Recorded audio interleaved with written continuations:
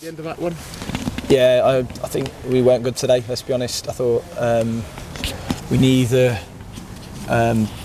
neither sort of affected their last line quick enough when we were trying to be direct, and we neither kept it well enough when we needed to. So in the end it was sort of like a really scrappy game for us, not really getting enough out of the game, and then I think if you can't win it, don't lose it. And I think that was the end of the story of today, really. And is that the positive you take, the resilience, certainly defensively, and the determination to keep going for your players? Yeah, they work hard, sometimes not in the brightest way, not the cleverest in how they work, but they've worked hard today.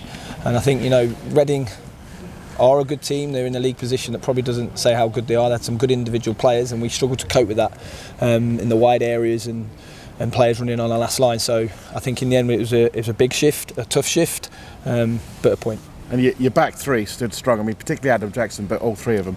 Yeah, Adam Jackson is an important player. He has that experience, and I thought he was good today. I thought, yeah, you're right. I thought TJ and Porty and Adam Jackson, they were good again. They stood up. I think we just need a bit more quality at times. And when we did have little spells, we didn't really affect again in the final third. So we're just not having enough of the ball, and also not being dangerous enough in the final third. Teddy influenced the game. We'll talk about the goal in a second, and played well in his style, but it felt like you missed Ethan Arahan's control. He gives that control sat in front of the back three. Oh, hugely. I think it just shows you what a big player he is for the club, and I also think it shows you that, no disrespect to Teddy, but Teddy's gone in there, he's been out for a while and he started to tire, and I thought he had good moments, but he's sometimes better a little bit higher with someone like Ethan behind him, but we had to sort of patch up that midfield, if you like. But I thought Teddy did well, considering now he's not had many minutes. I'll ask you about Ethan Arahan now. I mean, I know we talked about it before the match, but I'm conscious a lot of the fans in the ground might not have heard that. Yeah. He picked up what looks like an injury possibly yesterday. Yeah, training injury, a bit of a thigh strain. We didn't want to risk it because he's so important. So you then make a decision whether you try and assess it and see how long it's going to be, or you take a risk and then you could lose him for weeks. And with the injury situation we have on the front line at the minute, I don't think we need to lose bodies where we are at the moment.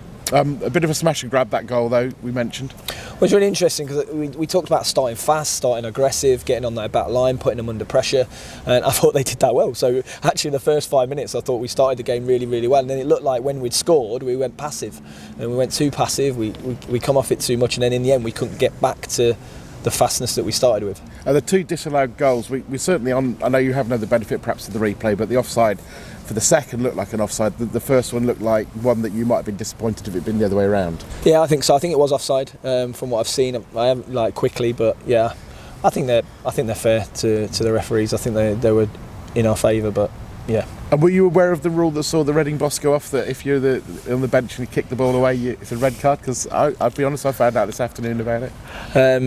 I am now. Yeah, don't do it. Yeah, so don't do it. But no, it's one of those things. I thought, I'm not really interested now. I was just more interested in getting our lads through this game and hopefully trying to change it so we affected. And I thought, we just couldn't get a grip of the game today, which was difficult. Michael, I'm not going to tell you anything you don't know, and probably most of the Lincoln City fans here.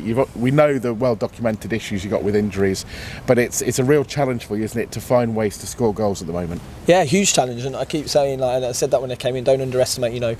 Jovan's been good, but today he found it really tough, and the young players we're putting on the front line, and he's not going to be consistent. And I think you saw today he tried, he was working, but he's a bit inexperienced up there today. So we have got problems on the front line, and I think if we had pace and power that we know those injured players have, we would look a different team. And I think we're just getting through this moment and just trying to pick up points as much as we can. And you might not have seen, I don't know if you do social media, I know you're on X, but I don't know if you do it, but I saw Rico had posted something on Insta that seemed to suggest he's not too far away. Is he a possibility in the near future? Yeah, in the near future. I think he's still on the grass on his own. I think he's probably got another week, 10 days before he joins us back into training. So I think we're hopeful he keeps meeting his markers, and maybe a couple of weeks and probably a bit longer, but not too far in the distant future like some of them.